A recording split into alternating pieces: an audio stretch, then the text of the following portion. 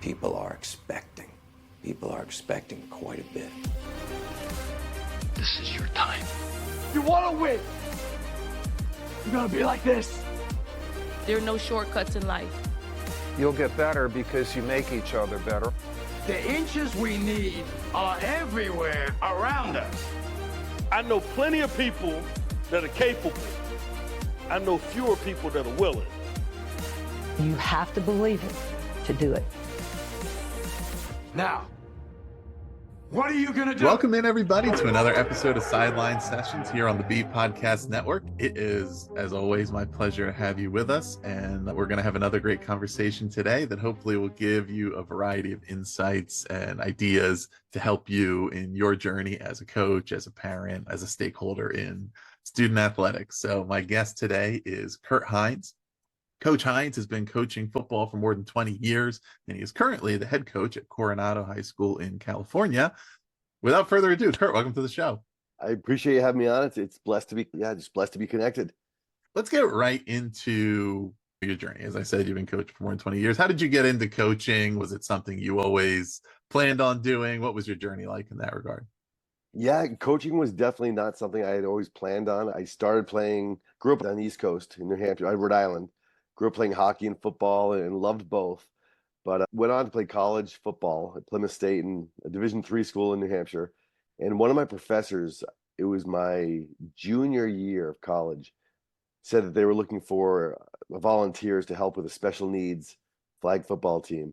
And I jumped at the chance because I was going to school for elementary education. And there was a moment that first practice, Ross, where there was a young woman, 6th grade, I believe, with Down syndrome, and she and I were standing less than 4 yards apart, and I was throwing this very small football to her underhand, and she dropped it and she'd laugh, and she dropped it and she'd laugh, and she kept dropping it and laughing, and then 6th or 7th time she caught it and her eyes just lit up, and I was like, dang, like I want to do that. I knew I was in school for elementary education, but I had never thought about also taking my passion for helping people onto the football field. So my wife and I got married young. We were 22 years old. And after my 4th year teaching, kind of getting my, grounding, if you will, I reached out to a local high school football coach and asked to volunteer. Wasn't even looking for a paid position, just wanted to get my foot in the door somehow. And he ended up saying, hey, let me come over to your classroom. I'll meet with you and we'll talk about what we have. He came over with one of their team managers, who was a young man with Down syndrome. I was like, all right, that's kind of a cool thing for me. There's a little connection there. And it just so happened he was looking for a head freshman coach. So I was thrown into the fire, full go, and loved it, loved everything about it. I was blessed to coach with someone who knew the game of football and, more importantly, in my opinion, knew people. Like he understood what it meant to serve people. So spent 7 years there and absolutely loved it. And after the 7th year, I get a call from the head coach of the town we lived in. Now, my wife and I have 3 daughters and 1 son, and my son was, I believe, in 7th grade at that time. And he said, Coach, we'd love to have you come coach on our staff with us. So I left that first school on great terms, just to have a chance to coach in my own town and potentially coach my son. After 2 weeks, I was done. I told my wife, I'm done. I'm going to honor my commitment, finish the year. But the head coach and I at that new school did not have the same philosophy, not even as far as football was concerned, but as far as people were concerned, as far as really blessing, serving, empowering people. So I finished the year, and then a head coaching position opened up in a town the other side of where we lived. And my wife said, hey, apply for the head coaching job. I was like, no, I've been a freshman coach for 7 years, a varsity assistant for 1 year. I'm not qualified. And she's like, well, just try it, just see what happens. So long story short, I applied for the job, ended up getting it, and went through the growing pains of being a brand new high school and not having seniors and being a really bad head coach my first, I say year, maybe 2 or 3, just learning a lot. And then my last 4 years there, we went to the state championship 3 out of the 4 years, had 144 young men in the program, which for New Hampshire was huge. And then our daughter, our oldest, who had come out of San Diego State, called one day shortly after she had gotten married. And she said, hey, I'm pregnant. And I was thrilled. But then I was like, man, we're moving. I knew we didn't want to be grandparents to the other side of the country. Right. So 9 years ago, we sold everything, moved out to California. And as you mentioned earlier, I'm heading into my 27th year of coaching high school football and absolutely love everything about it. Yeah. What did you find? I think one thing that's interesting and somewhat unique. Football is maybe not the only sport where this is true, but particularly coaching freshmen, right? That football is one of the rare high-profile team sports where a lot of the players, the high school players, have not played organized football before high school, right? Correct. You're not going to go out for the baseball team, the basketball team without ever having played the sport before. It doesn't work that way. But football, depending on where you are, there are youth programs and sometimes large ones, but there's also a lot of either because of development and safety concerns or just other reasons. And it's also not necessarily necessary. I mean, you can pick up the sport, but I'm wondering if, what your perspective was on coaching kids at that age who are, whatever, 14, 15 or so. It's unusual compared to a lot of sports where you maybe are coaching them and it's their first time ever playing that sport. Maybe they've watched on TV or something, but now it's like, okay, now you actually have to learn the game. What is that like? That's a phenomenal question. Years ago, I was at a coaching clinic. I was still living in New Hampshire at the time. Went to a coaching clinic in Massachusetts, and I don't remember the gentleman's name, but he was at the time the special teams coordinator for the New York Giants. And he started his presentation by asking how many college coaches were in the room, how many youth, high school, you name it. And he said, "You high school coaches have the toughest coaching job in America." And at first, I thought he was just kind of blowing smoke to kind of get the audience to like what he was saying. But he went on to say, and I never thought about it this way, even at the collegiate level, especially nowadays where the game has evolved, whether you're talking JUCO through D1 and especially in the NFL, you have the best of the best. They're all athletes. Some might be a little bit bigger, a little bit faster, but they're all athletes. And he went on to say, and to answer your question, not only at the freshman level, but at all of high school, I have learned over the 27 years that we are coaching some young men who have played since second grade, some who have played a year, and as you alluded to, some who are coming out. I have a young man who's been working out with us this past off season, who is going to be a senior, who is a stud. He's a stud. When I say a stud, he's a stud athlete. I haven't seen him hold a football, touch a football, or run a route, but he's coming out for his first time as a senior. So it's a beautiful challenge, and I love it because it's a reminder for our staff and I to continue to be teachers, whether we're teachers by profession or not. That's what great coaching, in my opinion, is all about. It's about teaching someone what to do and then allowing them to thrive in doing that. So it's definitely a challenge. It's an interesting sport, and even at higher levels, right? There's Hall of Fame quality tight ends in the NFL that didn't play in college. Yes. There's a rugby player that just signed with the Kansas City Chiefs, and there's going to be a learning curve, to be sure, but again, it's something that you don't see in other sports and is not always understood. I think the public perception, for example, you hear people talk about how Michael Jordan was such this bad baseball player. I'm like, to have not played in that many years and to go professional, and it's actually pretty impressive. Right.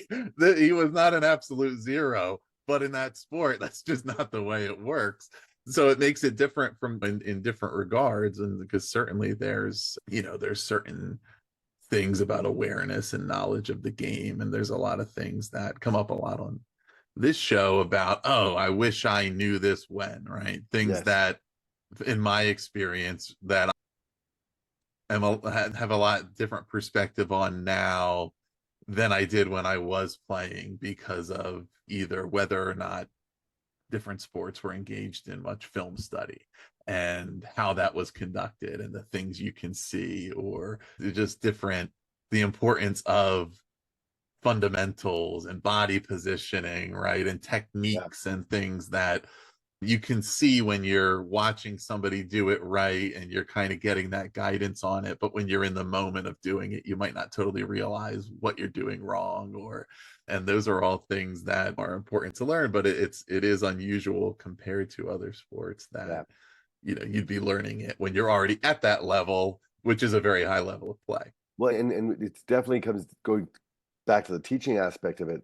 We had a young man several years ago who came out as a junior, He was a track kid, and he was by far the fastest young man in our program. His junior year, he didn't see the varsity field at all. And for someone that's not in the world of football or coaching, you might think, well, why wouldn't you put him at wide receiver? Why wouldn't you put him at on kick return, a punt returner? He just didn't have the football IQ yet to understand how to make things work. Because he was such a humble young man and we were able to take the time to coach him, his senior year, he had an amazing year individually and helped us as a program. But there is that learning curve for any sport, I'm sure. But for football, it's not enough to just be a great athlete. You've got to have that football IQ. Is there anything, I'm curious, since you have had experience having coached on both coasts, right? And that's sport to sport. Again, this is a thing where it's going to be different, but are there any differences that would be important for coaches to think about, or maybe a coach who's always been right on one side of the country or the other, a perspective from having been in both sides about how the sporting landscape is, or things that work really well, have worked well for you more recently or worked well for you on the East Coast, that, anything like that for coaches to think about and say, oh, that's interesting, because up here we always do it this way, but that's a different way of looking at it. Yeah, great question. So the biggest difference I've noticed personally from the Northeast to the Southwest is the number of transfers, young men going from one program to another. And it usually happens when there is and I'm using air quotes for your audience, but an elite 7-on-7 team that just takes kids from any school. And all of a sudden you have 10, 15 kids that transfer to one school or another. And I know that's not only here in Southern California. I know it happens in Texas and Georgia and Florida. And I'm sure it happens in most states. But having only coached in New Hampshire now in California, that's the biggest difference I've seen. On the flip side of that, I think way too many of us players and coaches think, man, Georgia football must be something special, or New Jersey football, or Texas football. I think football is football. And what I mean by that is you're going to have great coaches in every state. You're going to have great athletes in every state. Now, the commitment level and how the community at large sees that sport in Texas, they always talk about it being a religion, and it is. You look at the money they invest there in the schools and the coaches. It's a beautiful game, and I think from state to state, there's probably not that many differences. I know each governing board, the CIF here in California that sets our schedules and stuff, does a lot of things that just don't make sense to me. But I wouldn't be surprised that if you talk to coaches in all 50 states, that they'd say that their state does some messed up things as well. So I think football is football, which is a beautiful thing, because coaches that do move, whether it's because their spouses have different jobs or if you're a good coach, I think you can coach anywhere. But I think it's a great reminder for coaches that are listening that you have to find your why. If you're using football to pad your own resume, to climb up some ladder and to move on, then go ahead and do it. If you're using football to serve others, which is, in my opinion, what coaches should do, if you're using football as a platform to bless, serve, and empower others, then it doesn't matter what school you're coaching at, how big or how small, you have the opportunity daily to be a blessing and an impact to the people you coach. Yeah, it is interesting that there's going to be these different rules and regulations wherever you are, and something that came up in a conversation I had last season with Jeff Howell around college recruiting, and we talked a lot about football in that regard, is like, especially as parents, as student athletes, it's important to know the rules where you are as you're navigating those things, because there can be any variety of reasons why a student may be transferring schools, for example. I believe I remember, I don't know if it's still this way, but like when I was in school in New Jersey, the rule was if a student had transferred schools, they had to sit out the first 30 days of the season, but it only applied to the first sport that they played. So let's say you played football and basketball, you'd have to sit out and you transferred, you would sit out the first 30 days of the football season. That didn't apply to the basketball season because you had already, and it like stuff, which is, I don't know why it's necessary for the student to sit out, period, if their family moved towns or something, but just something like that you may not, if you were to make a guess, what do I think the rules are? It's probably not what you would guess, because it's not, there's not exactly any clear, obviousness to it, but it is interesting. And football being a sport that's not necessarily super weather dependent, right? Whereas there's certain sports where there's a major difference just in the outlook for student athletes, potential future options, baseball being a big one. That if you're in the Northeast, there's certain months of the year where you're not playing that sport. A lot of the players are in Florida, California, Texas, because it's a year-round thing there. But it is, and as you say, there's great coaches, great athletes everywhere, and building a program and a culture. And I mean, I don't know how big the school was in New Hampshire, but I think having 144 players in the program is quite something, because I've experienced the opposite of that, where there's a huge school and you would say, man, you would think they would have a much bigger team here. That sideline's looking kind of empty, right? But that's a result of what's the culture. Does every single member of that team feel like they're a valued contributor to that team, regardless of if they're a starter or what their relative standing is? And if they don't feel like that, okay, well, why am I here? Right? Exactly. Yeah, no, it's funny. Our school in New Hampshire was at the time 1,100 students. So not a huge school, but not small. Another difference I found moving to California was, and I'd love your take on this also, being from the East Coast, I had never thought about water polo as a high school sport until the Olympics came around, and you saw it every 4 years, like, oh, that's an interesting sport. Well, in Southern California, water polo is not only a sport, it's a huge sport, and it's a sport that's played in the fall. So sometimes I'll walk around the campus and I'll see these young men that look like they're 6'3" and just chiseled. It looks like a perfect defensive end or wide receiver or tight end. And they're like, oh, I play water polo. It's the same season. So that's an interesting dynamic to have that challenge where some of the best athletes in the school in Southern California are in the pool as we're on the field, which is something I'm trying to not change, but always trying to tell our young men, recruit the hallways.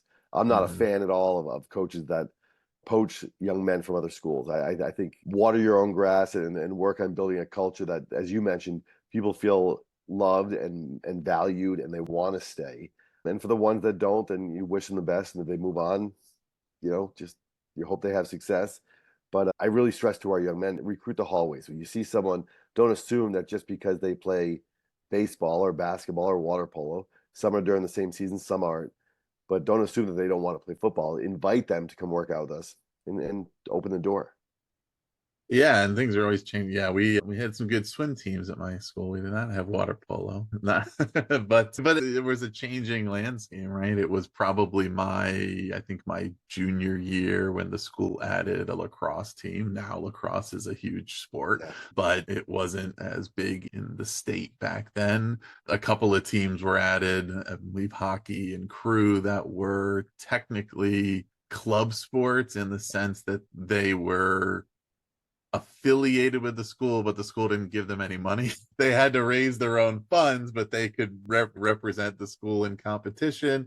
Maybe that may have changed by now, but it's right. Like there's new things that become available or new things you learn about. And, oh, this would be a good thing for me. Or I used to only, or, golf being another one. Okay, that's a spring sport, or it was a spring sport where I was, and it was something that you may not have known that you were interested in it until you got to that point.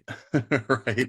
And then if you knew about it. So yeah, I think, if you build a team and a culture that people want to be a part of, then they're going to be interested. And it's not about competing or poaching or whatever, but you just want to create, this show is obviously related to education, and I do my consulting work in education, and my kind of guiding thesis around the conversations and debates around school choice is it's only a choice if there's multiple good options.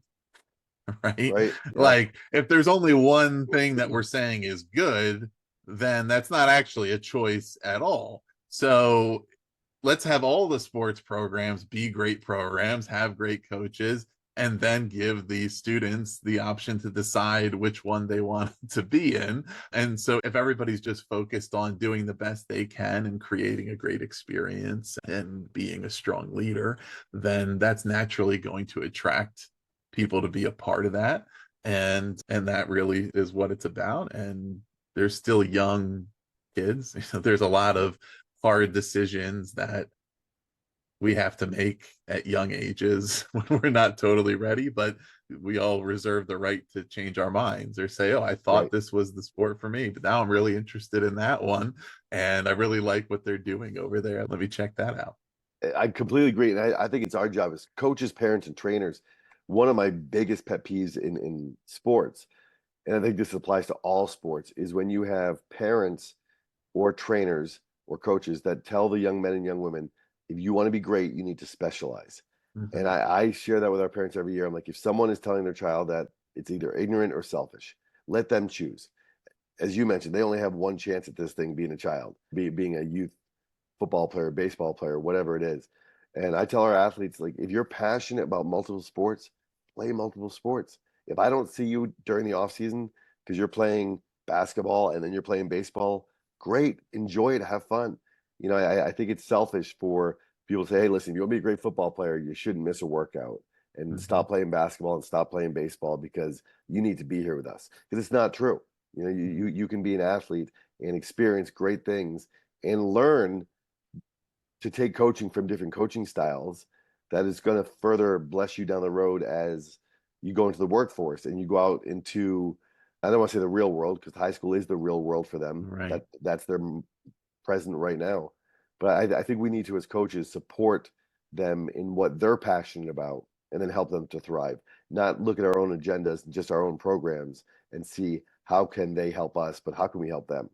Yeah, and certainly also for those who are paying attention to child development, physical development, right? There's a lot of things about specialization at early ages that are harmful or at least counterproductive as far as continuing to strain the exact same muscles 12 months a year versus having a variety. And there's plenty of examples, especially in, I think, a lot of the ways that, college and professional leagues, for example, have become international in the players that are playing. And you could see from different backgrounds that players have the way it benefits them, right? That somebody who grew up playing soccer develops footwork in a totally different way than somebody who never played that sport.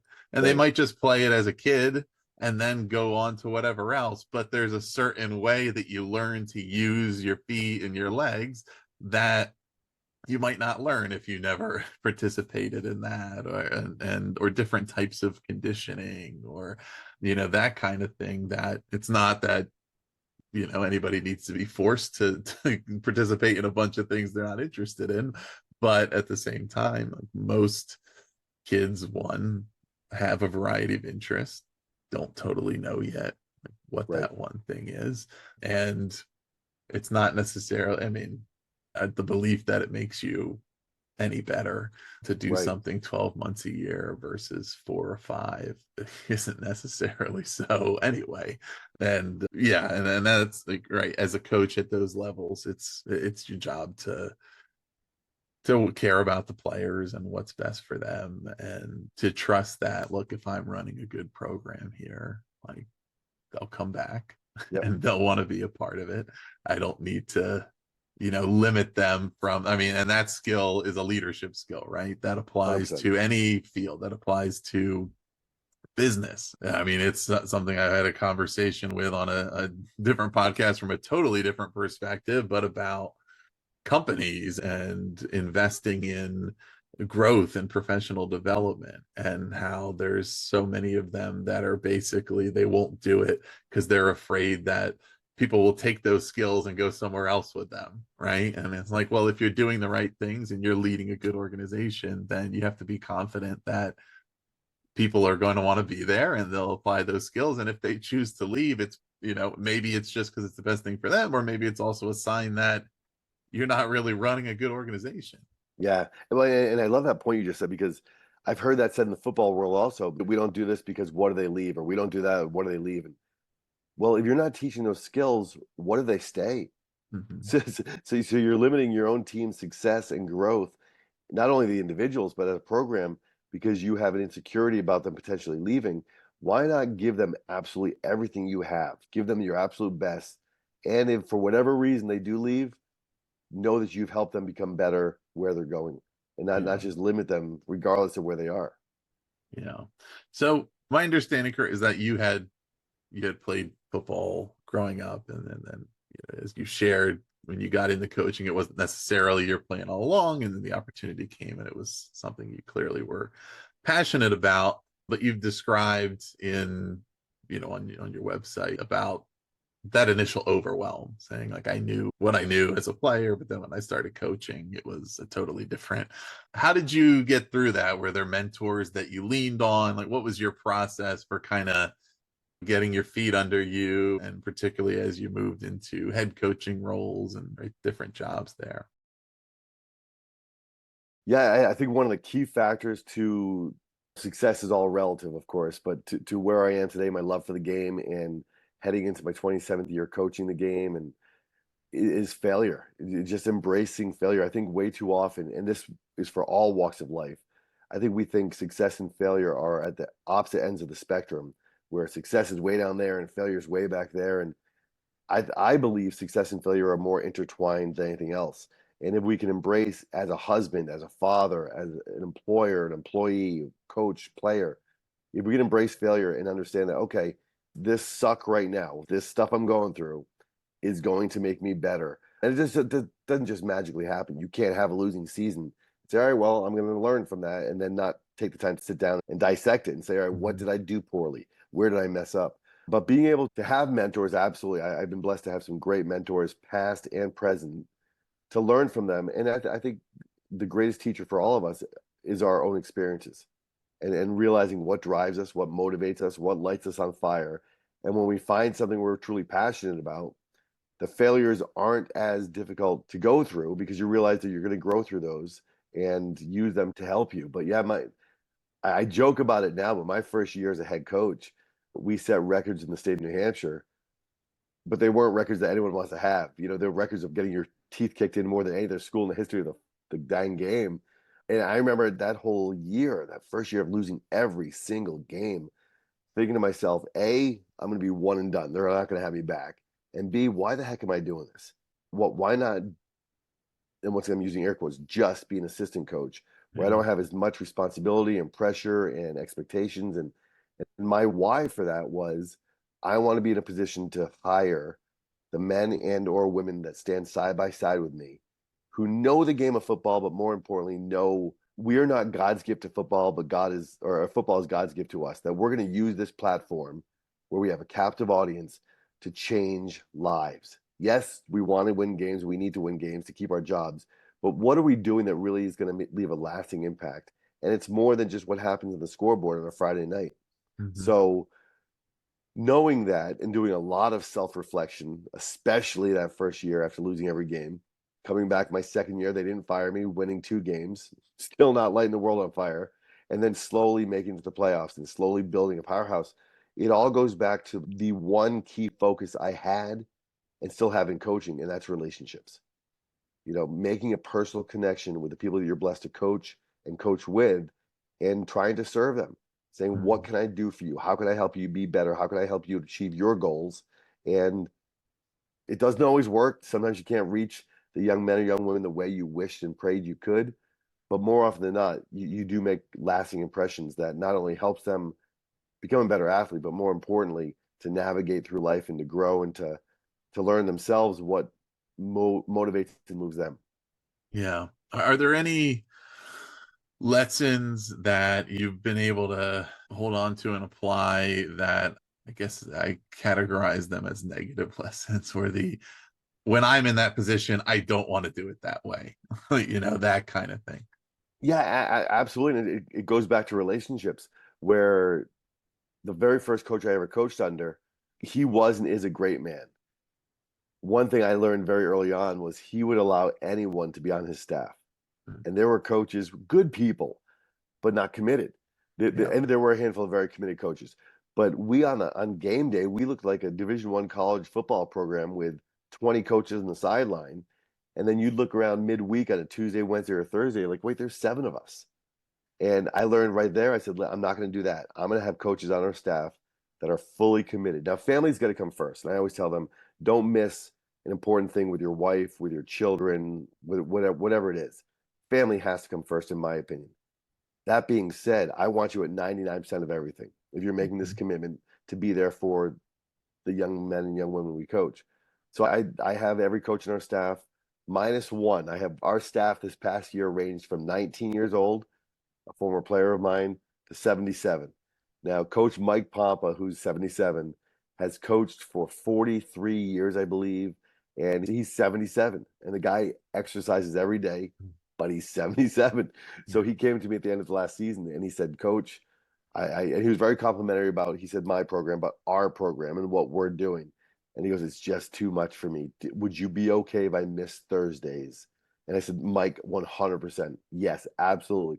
Because he's in it for the right reason. He has a wealth of knowledge, and he's not coaching so he can wear a headset on a Friday night or wear a coach's cage jacket. I had another coach who I love just as much closer in age to what I am. And he had to step down because his just work-life balance was becoming too much. So Coach Pompa, the 77-year-old, said, Coach, what about if we do what you're doing for me with Coach so-and-so? I said, absolutely not. I said, not because he doesn't have the same value, not because I don't love him as much, but I'm not going to open that can of worms where I can just have coaches come when they want to.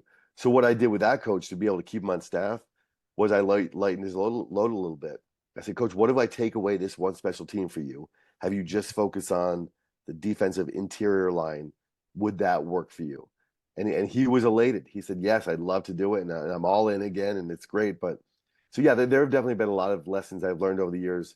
And just one last year, I learned a valuable lesson from a mistake I made where a young man was going to come out. And I heard through the rumor mill from his friends that he wasn't going to come out because he didn't want to play line. He wanted to play running back. So I had prayed about it. And I thought, all right, is he better with our program? Can he learn more and benefit more by being a running back as opposed to just not playing? So I met with him, let him come out and play running back. He quit 3 weeks later.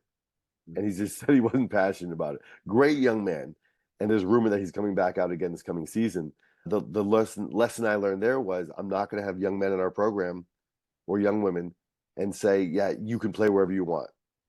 I'm going to tell them compete wherever you want, but we're going to put you where we need you for our team. And that's truly what's best. It's easy to say that, but we're a small program at Coronado. We have 900 students, the entire school. We're about 70 young men in our program. And I did it with the best of intentions, but I learned the valuable lesson of from now on moving forward, I'm going to tell every interested individual in our program, we're going to have you coach where we need you to coach. We're going to have you play where we need you to play. And if that doesn't work out with what you want to do, then it's just, this isn't the program for you. Yeah. I mean, in that point, that's another, interesting piece of the sport of football, right? Is one for those who haven't played before, haven't been as immersed in it. There's what you call the skill positions, the ones that get the glamour and the others that don't, with all of them being equally important, right? And they're not always being, I mean, obviously there's certain physical characteristics that associate with different positions, but beyond that, it's not always obvious. It's not like if you're on the basketball team and you're the tall kid, you're the center, right? Yeah. So it kind of requires that to make it really work, the dialogue, right? To make the player understand why this is the best opportunity and how this contributes to personal and team success. But kind of going back also to what you were referencing about the coaching staff, I mentioned like, what is your approach to building a staff? Yeah. So it's funny. I just came back 2 weeks ago from being blessed to speak at the UFCA, the Utah Football Coaches Association, and it was on hiring, supporting, and empowering your coaching staff. Years ago, when I first became a head coach, I would sit down with an interested coach, talk for maybe an hour or so, just X's and O's. And what I found through trial and error and making a lot of mistakes was I hired a lot of people who knew the game of football, but were not people I'd want to break bread with and coach with, and we didn't have the same philosophy as far as people. So I've completely changed the way I interview now. When I interview a coach for a position, regardless of the position, regardless of the level, I will ask them to come in, and I'll set an alarm on my phone, turn it over, obviously, but for 30 minutes. I don't want to take too much of their time. It's not about me and my time, and I'll just talk life. I just want to talk about what makes them what drives them, what makes them tick, what they're excited about. And whenever they steer it towards football, I'll listen and try to steer it back towards what's one of the accomplishments in your life outside of the game that you're most proud of. What's something that you think you'd like to accomplish in your life? And you just kind of get to find out what makes them tick. And somewhere in that conversation, I'll ask them, why do you want to coach? And they all have the same interview answers. I want to give back. I want to make a difference. Well, that looks a lot different when the proverbial crap hits the fan and you see a player talking back to a coach and you see how the coach handles it, or we're losing a game or having a losing season. So what I do now is if I have a good sense of, all right, I like this person, I can see myself coaching with them and spending a lot of time with them in that first interview, I'll set up a second interview. I don't tell them it's a second interview per se, but I ask them to come to the weight room. And sometimes the same coach or prospective coach that'll say, I just want to make a difference. I want to give back. We'll come into the weight room and I tell them, you can work out with the guys. You can just sit back and observe. You can talk to people, do whatever you want. And that's all the direction I give them. Those same individuals sometimes will walk right past that real skinny kid that can't bench the bar, the real heavy kid that can't do a single box jump, you name it. And we'll go right towards the studs. And I'll watch them as I'm spotting and working out with the players. And I'll watch them continue to walk by right past that skinny kid or the real heavy kid or the quirky kid, whatever it is. And I make a note to myself, this is not someone I want to coach with. And then I have coaches that I get a good sense with in the first interview who I see come into the weight room and they'll go to every individual. Mm-hmm. And they'll go to the kid that looks like he is the farthest thing from an athlete and not just say hi and walk past them, but talk to them. And I'm like, that's someone I want to coach with. That's someone that we have a lot more in common. And then the third interview, so it's a process, but the third interview, if they make it past the weight room interview, is then we'll sit down and talk specifically about the X's and the O's.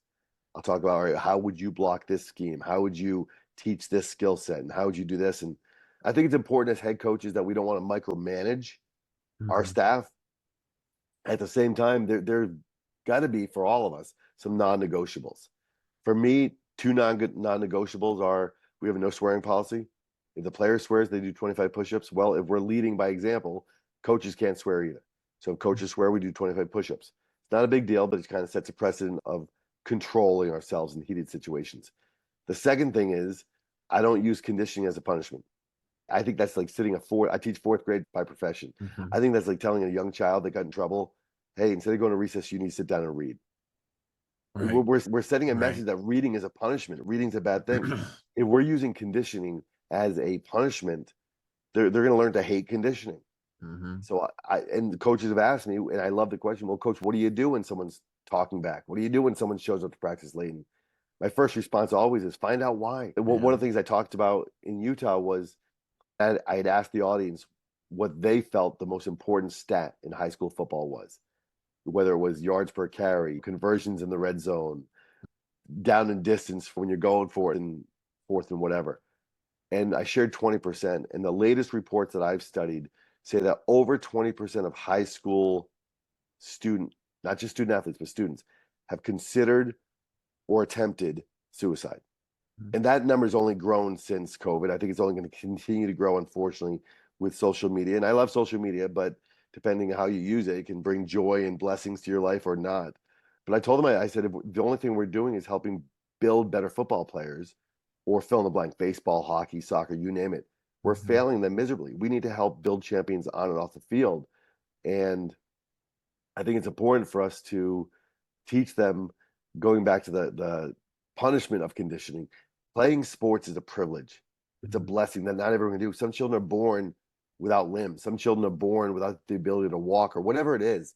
And tell them we're conditioning to get better. We're conditioning to be the best conditioned athletes on the field. And if I have a young man, for example, this happened a few years ago, I won't say his name, obviously, who swore in practice. One of the captains heard him and said, hey, so-and-so, do your push-ups. He said, I'm not doing my push-ups. That's stupid. This is football.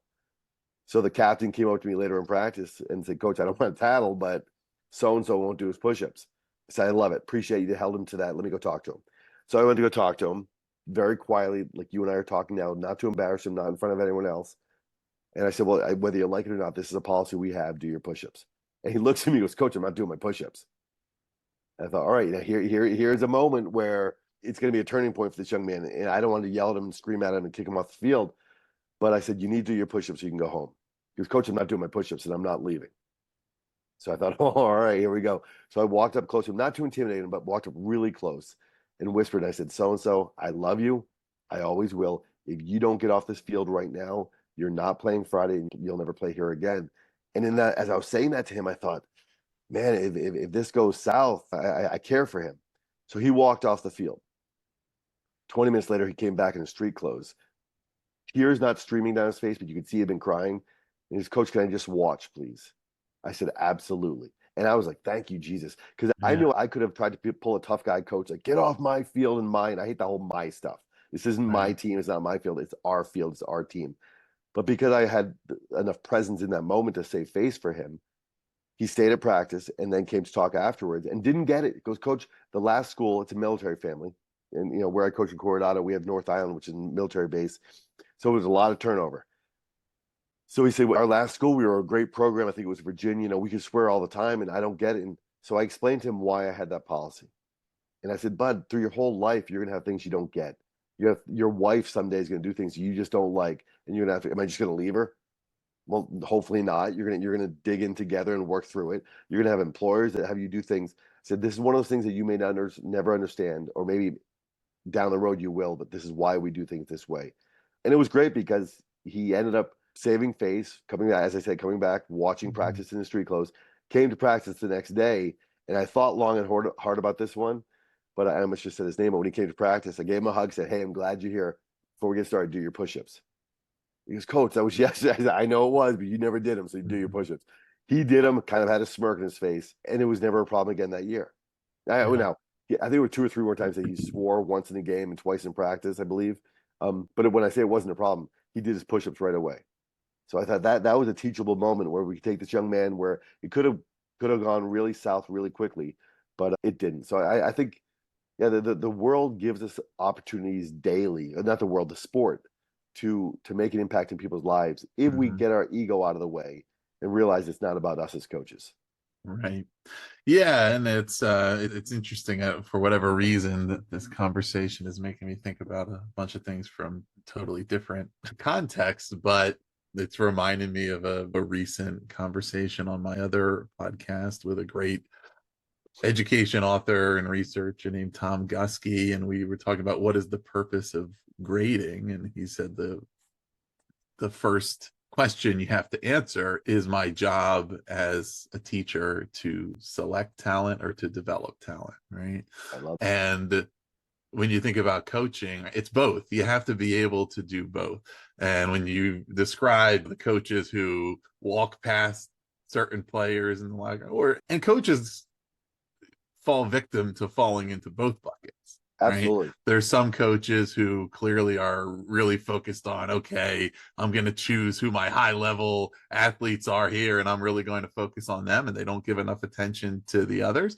And there's also some coaches who just can't get themselves out of the mindset of they only want to work with the kids who, to me, this usually, well, I think ego can drive either of these tendencies, but I want to focus on the ones who I can get the credit for what happens with them. And I've had coaches like that in the past that it wasn't so much about the ability, but they only wanted to focus their attention and resources on the student athletes who, I guess the best way of describing it is who the sport was their top and seemingly maybe only opportunity at a great future. For example, so if a kid was a great student and an athlete and whatever, it was like, oh, whatever.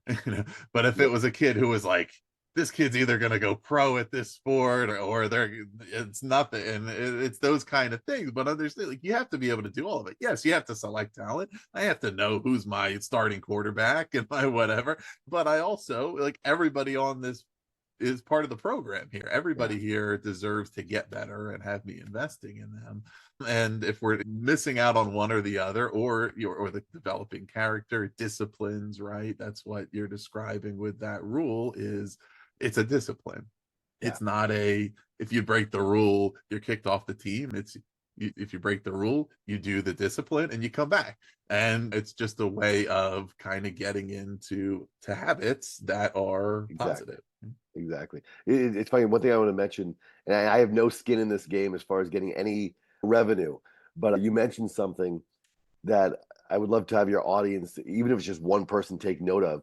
The greatest book I've ever read in regards to coaching is called Inside Out Coaching. And I'm not sure if you're familiar with it. It's by Joe Herman, Inside Out Coaching. And I got to give credit here because this is not, I'm not this smart to come up with this, but he writes about how all coaches at all levels for any sport, that there are two types of coaches.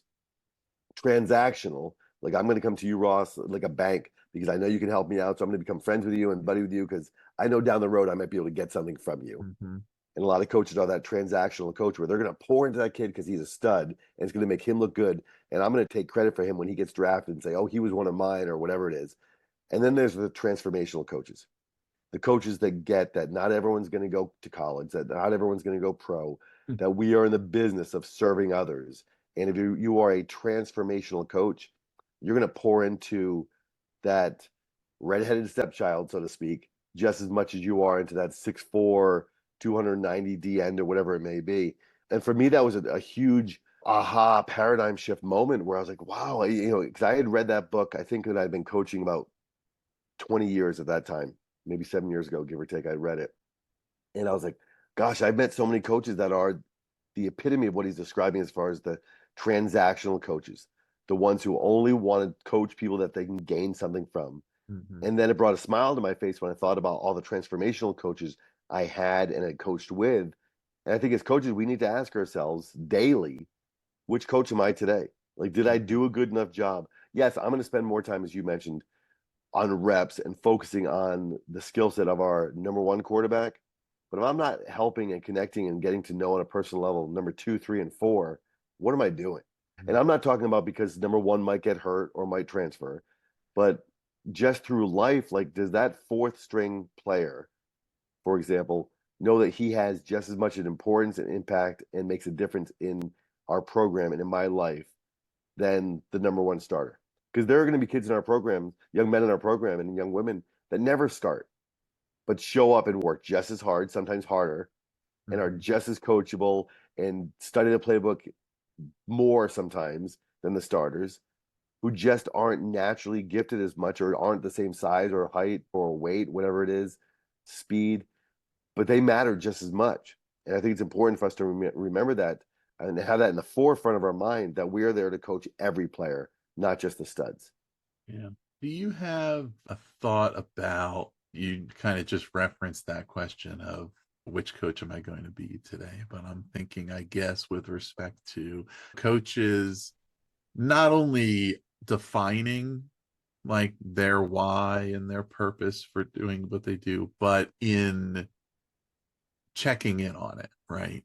Each year, each season, as we go on, to kind of reflect and say, okay, let me check back and like refer back to the mission statement here, refer back to, am I still in this for the right reasons? Why am I still doing this? What, because that's one of the things, right? Is you have to stay consistent with that and you have to bring it every year, right? Yeah. And there comes a certain time where either you may realize it's my time with this particular program has run its course and it might be time for me to take a break or go somewhere else, or it might just be time that I'm no longer connected to why I got into this in the first place, which I think is something that can happen, certainly. But even just, I think maybe the practice of checking back in on it, it can keep us tied into it, those things that are easy to lose track of.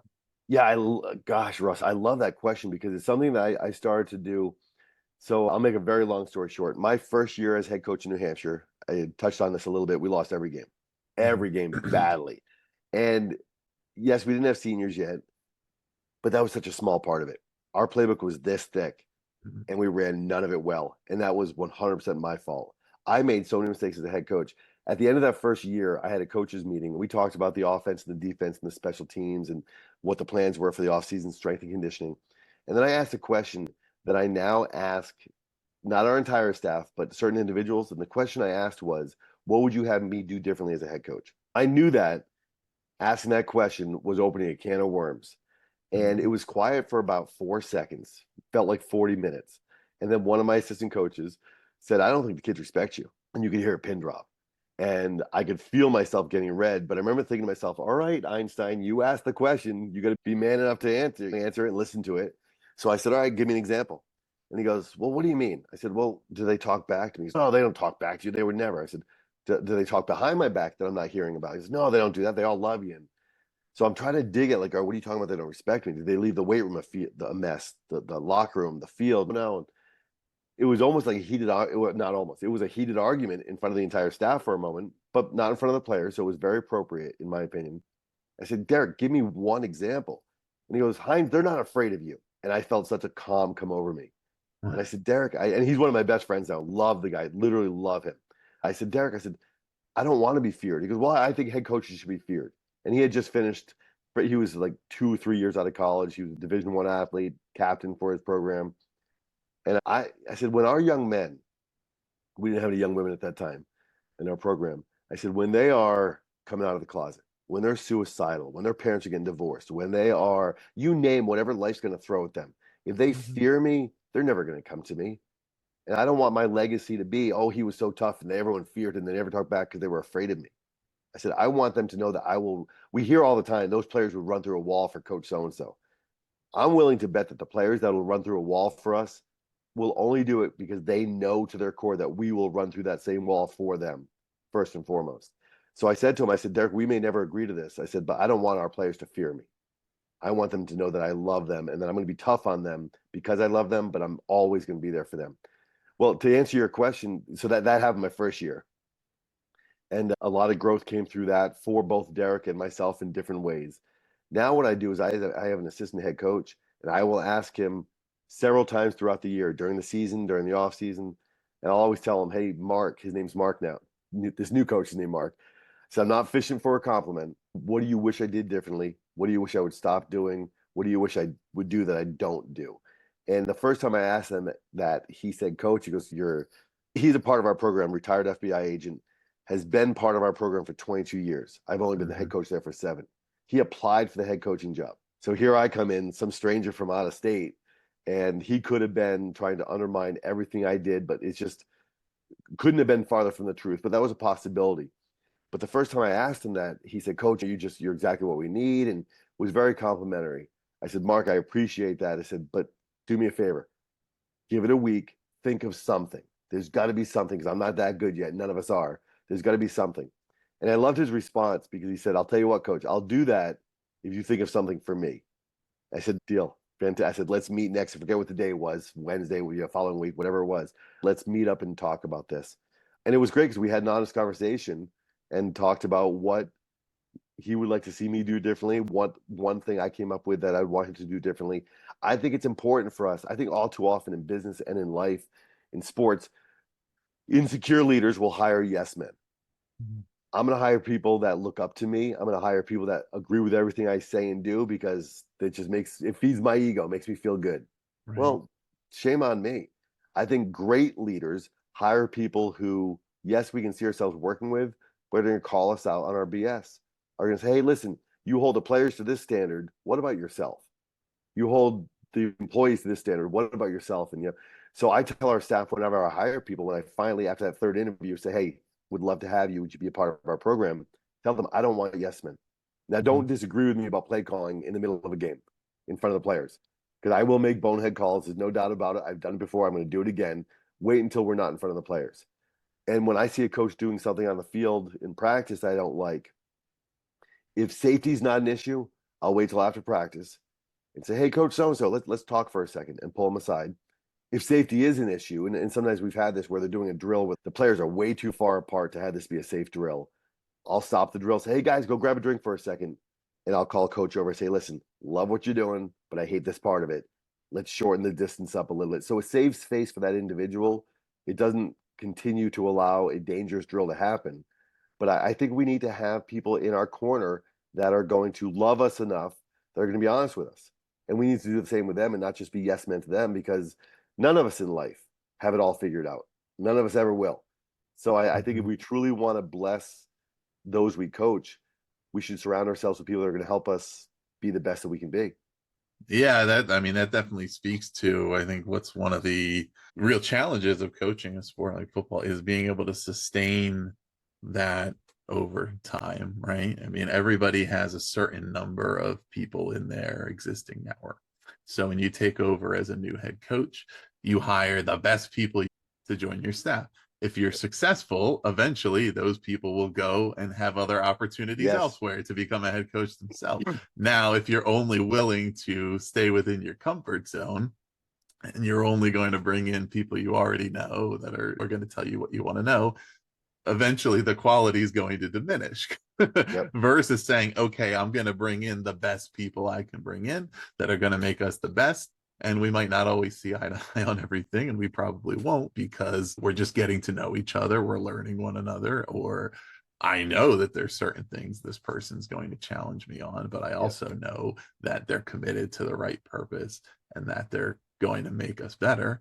And I'm okay with that. They're not always going to agree with everything I think, right?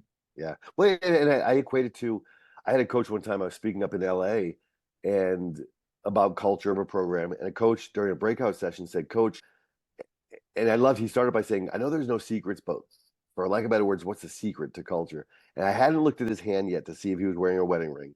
But I said, Coach, are you married? He goes, I am. I said, what's the secret? And he kind of looked at me like a pause, like, where are you going with this? I said, I'm guessing you and your wife don't have some slogan or logo on a t-shirt or in a weight room or a bathroom or a kitchen that defines your culture as a family. I said, for me, the secret is relationships. You probably have a successful marriage because you spend a lot of time with your wife. And I think building successful programs, you spend a lot of time with the people you coach with and the people you coach, getting to know them on a personal level. Because like you said, the game's always changing. It's always evolving. People are going to come and people are going to go. And if you want to build something lasting, you can have certain core values that say that anyone that's a part of our program is going to be treated with respect. Whether they're a position coach, first year coach for 44 years, whatever it is, they're going to feel valued and appreciated. And the same for our players, obviously.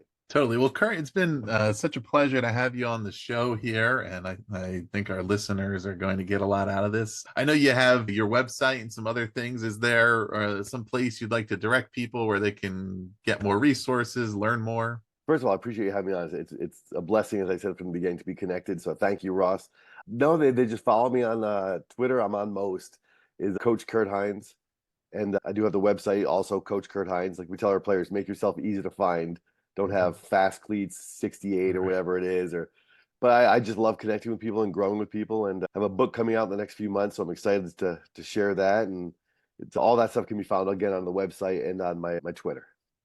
Excellent. Well, everybody check that out. We'll put the link below to the website and to the Twitter handle so you could find that stuff easily. And so if there's things you want to check out, and also we'll put the link to the book Inside Out Coaching that Coach Hines mentioned. So if any of that is of use to you, please check it out. We'll make it easy for you. Also, if you have not already, please do subscribe to Sideline Sessions to hear the rest of our spring season here. We have coaches from a variety of different sports and backgrounds, individual sports, mental performance, team sports, everything you can want. So check that out, and or visit bpodcast.network to learn about all of our shows. Coach Hines, thanks again for being here. Appreciate you having me on. This episode was edited by Gage Sanderson.